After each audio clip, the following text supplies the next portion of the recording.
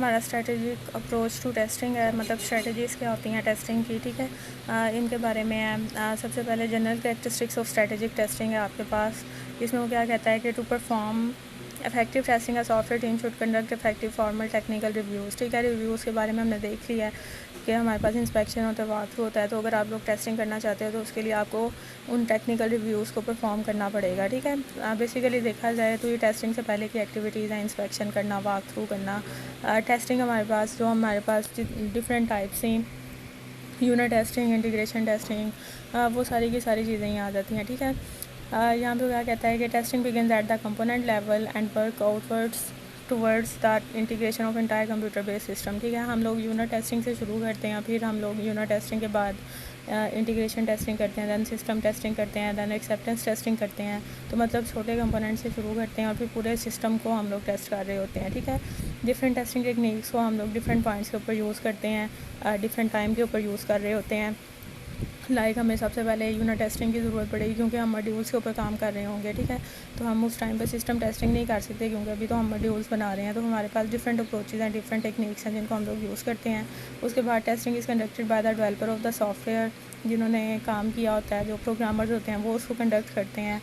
और अगर large projects हैं तो उसके लिए भी टेस्टिंग हम लोग एक इंडिपेंडेंट ग्रुप को हायर कर लेते हैं जो हमारे लिए टेस्टिंग को परफॉर्म करते हैं, ठीक है। Testing and debugging are different activities but debugging must be accommodated in any testing strategy. Debugging का मतलब यह है कि जो एरर्स आए हैं आपने उन्हें क्या करना है, फिक्स करना है, ठीक है। और टेस्टिंग का मतलब है कि आपने एरर्स को फाइंड आउट करना है। तो दोनों डिफरेंट एक्टिविटीज़ हैं, लेकिन कोई भी टेस्टिंग अगर आप परफॉर्म करते हो तो अगर उसमें एरर्स आते हैं तो फिर उसको आपको क्या करना पड़ेगा, डीबग करना पड़ेगा, ठीक है। उसके बाद जी नेक्स्ट आपके पास है वेरिफिकेशन एंड वैलिडेशन। इंपॉर्टेंट है शॉर्ट क्वेश्चन के तौर पे, ठीक है। सॉफ्टवेयर टेस्टिंग जो है वो ब्रॉडर ग्रुप ऑफ एक्टिविटीज़ हैं जिसके अंदर हम लोग वेरिफिकेशन और वैलिडेशन कर रहे होते हैं किसी भी सॉफ्टवेयर की, ठीक है। वेरिफिकेशन का मतलब क्या है कि are the algorithms coded correctly, कि जो हमने डिज़ाइनिंग की थी या जो एल्गोरिथम बनाए थे हमने उन्हें करेक्टली कोड कर लिया हुआ है या नहीं कर लिया हुआ, ठीक है। कि इसका मतलब यह है कि हमने अपने सॉफ्टवेयर को करेक्टली इम्प्लीमेंट किया हुआ है या नहीं किया हुआ, ठीक है। और वैलिडेशन में हम लोग ये करते हैं does it meet user requirement, कि हमारे यूज़र की जो रिक्वायरमेंट्स थी हमने उन्हें पूरा किया है या नहीं किया, ठीक है। तो वेरिफिकेशन कोड की चेकिंग है और वैलिडेशन यूज़र की रिक्वायरमेंट्स की चेकिंग है कि जो चीज़ हम बना रहे हैं वो कस्टमर की रिक्वायरमेंट्स के मुताबिक बना रहे हैं या नहीं बना रहे, ठीक है।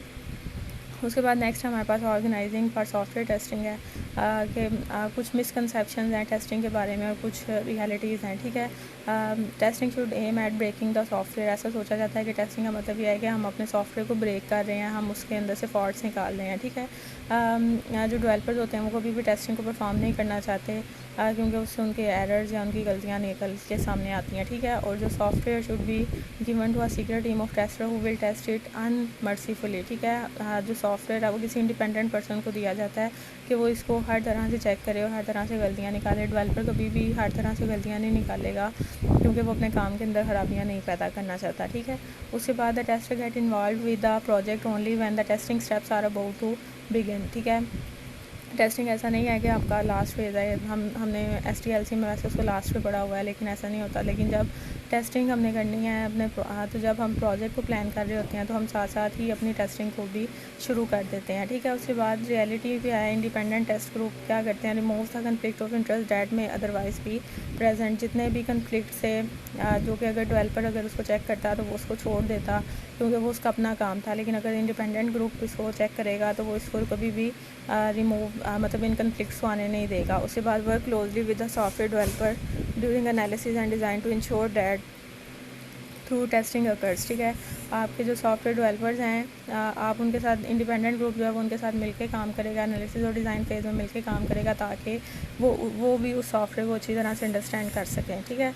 उसके बाद जी नेक्स्ट हमारे पास है strategies for testing conventional software हैं। दो स्ट्रेटजीज़ हैं हमारे पास, नैरो टू ब्रॉडर स्कोप है और एब्स्ट्रैक्ट टू कंक्रीट है। नैरो टू ब्रॉडर के अंदर यूनिट टेस्टिंग पहले होगी, दैन इंटीग्रेशन, फिर वैलिडेशन और फिर सिस्टम टेस्टिंग। मतलब हम छोटे कंपोनेंट से शुरू करेंगे और हम बड़े सिस्टम तक जाएंगे। जबकि जो आपके पास एब्स्ट्रैक्ट टू कंक्रीट है उसके अंदर हम लोग बड़े लेवल से शुरू होंगे और छोटे की तरफ जाएंगे, लाइक सिस्टम इंजीनियरिंग करेंगे, दैन रिक्वायरमेंट्स, फिर डिज़ाइन और फिर कोडिंग, ठीक है।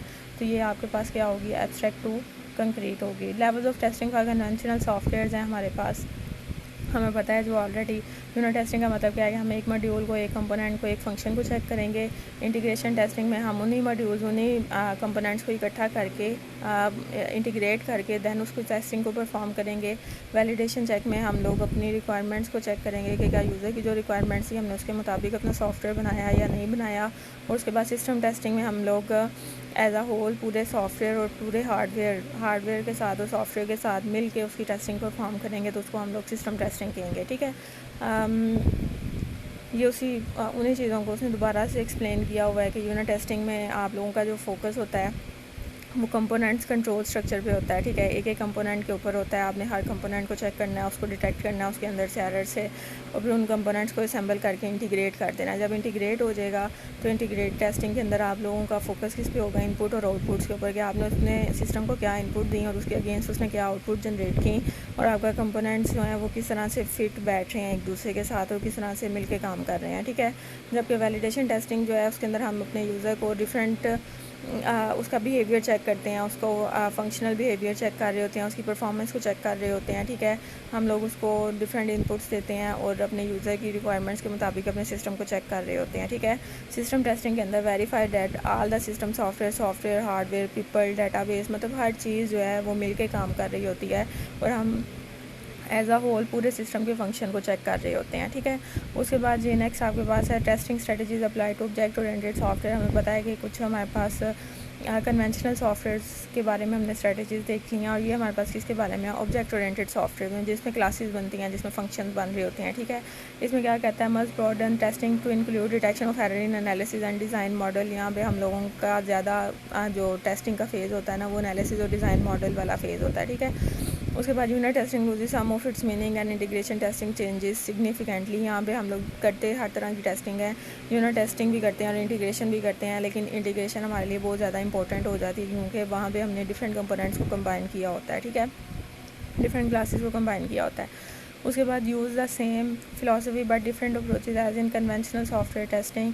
फिलासफी सेम है लेकिन डिफरेंट अप्रोच को यूज़ करते हैं। इसमें क्या होता है, test in the small and then work out to testing in the large. पहले हम छोटे यूनिट को टेस्ट करते हैं और दैन हम बड़े यूनिट की तरफ मूव करते हैं। उसके बाद testing in small involves class attributes. Small के अंदर क्या होगा कि हम लोग एक क्लास के एट्रीब्यूट्स को चेक कर रहे होंगे, उसके ऑपरेशन को चेक कर रहे होंगे, उसके फंक्शंस को चेक कर रहे होंगे, और हमारा जो फोकस होगा वो with in the class communication पे होगा कि एक फ़ंक्शन दूसरे फंक्शन के साथ किस तरह से कम्युनिकेट कर रहा है। ठीक है, जबकि अगर लार्ज की बात की जाए तो लार्ज में हमारे पास होगा कि एक क्लास दूसरी क्लास से किस तरह से कोलैबोरेट कर रही है, किस तरह से कम्युनिकेशन कर रही है। अमंग द क्लासेस हम लोग कम्युनिकेशन को चेक करेंगे। इसमें रिग्रेशन टेस्ट होगा। रिग्रेशन टेस्ट ये होता है कि अगर आपने एक कंपोनेंट के अंदर चेंज किया है तो उसका इफेक्ट जो है वो दूसरे कंपोनेंट्स के ऊपर नहीं आना चाहिए। ठीक है, दूसरे कंपोनेंट्स के ऊपर नहीं आना चाहिए। आप लोगों की जो रिग्रेशन है, मतलब अगर एक जगह आपने चेंज किया है तो उसका इफेक्ट जो है वो दूसरी जगह पे नहीं आना चाहिए। ठीक है, finally the system as a whole is tested to detect error in fulfilling requirements. तो इस तरह से आपका पूरे का पूरा जो है सिस्टम जो है वो चेक हो जाता है। छोटे कंपोनेंट्स भी पहले एक क्लास फिर अमंग द क्लासेस, और इस तरह से पूरा सिस्टम चेक हो जाता है। व्हेन इज टेस्टिंग कंप्लीट कब होगी हमारे पास, जब हमें लगे कि हमारे पास मतलब इसका डेफिनेटिव आंसर नहीं है कि 2 माह में हो जाएगी, 3 माह में हो जाएगी, हमें नहीं पता। ठीक है, every time a user execute the software the program is being tested. जितनी दफ़ा आप उस सॉफ्टवेयर को चला रहे हो उतनी दफ़ा वो टेस्ट हो रहा है। ठीक है, मोस्टली जो टेस्टिंग स्टॉप होती है जब हमारे पास पैसे कम हो जाते हैं, क्योंकि ये भी पैसे हमें देने पड़ते हैं। ठीक है, टाइम जब हमारे पास कम हो जाता है या फिर ये दोनों चीज़ें, ठीक है, तब टेस्टिंग हमारे पास खुद बहुत ख़त्म हो जाती है। One approach is to divide the test result into various severity levels. हम लोग उसको डिफरेंट लेवल्स के अंदर डिवाइड कर देते हैं। Then consider testing to be complete when certain level of errors no longer occur और have been repaired or eliminated. मतलब हम जिसको कह लो कि माइलस्टोन रख लेते हैं कि अगर हमने ये चीज़ अचीव कर ली तो हमारे पास ये काम पूरा हो जाएगा। ठीक है, तो इस तरह से हम यहाँ पे डिफरेंट माइलस्टोन्स रख लेते हैं जिसकी बेस के ऊपर हम लोग उन्हें चेक कर रहे होते हैं। उसके बाद ये जो स्लाइड्स हैं ना टेस्टिंग टेक्निक वाली, जो मैंने आपको लास्ट 2-3 लेक्चर्स में दी हैं, ठीक है, ये वही स्लाइड्स हैं सारी, इसके साथ ही कंबाइन थी, वो मैंने आपको अलग करके दी थी। तो ये अगेन वही वाली सारी हैं। तो अभी इस टॉपिक को हमने जो आज पढ़ा है वो सिर्फ हमारे पास क्या है, टेस्टिंग स्ट्रेटजीज़ का टॉपिक है। ठीक है, तो जिसको आप लोगों ने करना है ये टेस्टिंग स्ट्रेटजीज़।